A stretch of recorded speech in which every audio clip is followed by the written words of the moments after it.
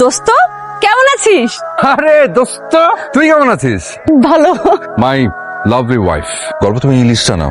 ইলিশটা ভীষণ টাটকা, এত টাটকা ইলিশ তো মেলবোর্নে পাও না। তো অনেক কাটা। কোনো অসুবিধা নেই, দিচ্ছি, আমি বেঁচে দিচ্ছি।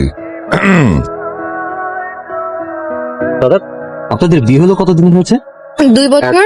এখনো ভাবি কি এত ভালোবাসেন? রিয়েলি অ্যাপ্রিশিয়েট করার মতো। একটাই তো জীবন, তাই এক জীবনে ঘৃণা না, ভালোবাসাটাই সব। কি বলেন মুশকিল ভাই? দাদাদের চয়েস অনেক ভালো। জি, তুমি অনেক sweet. Thank you.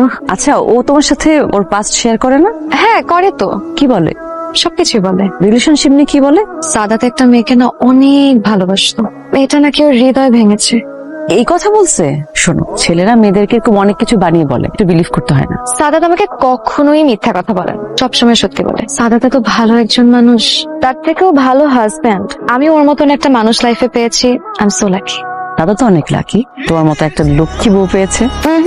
O lucky না, আমি লাকি, বিকজ ওর সেই গার্লফ্রেন্ড ভেরি মাচ আনলাকি। ওর গার্লফ্রেন্ড ওকে ছেড়ে চলে না গেলে তো আমি সাদাতকে লাইফ পার্টনার হিসেবে পেতাম না। বেচারির জন্য আমার এত মায়া হয়। আহারে জান, কি গল্প করছো?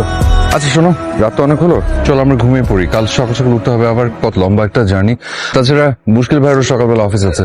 Good night. Okay, good night. দুজনকে একসাথে ভালোই মানিয়েছে, আর দুজনের সম্পর্কটা না নেশা করার মতো।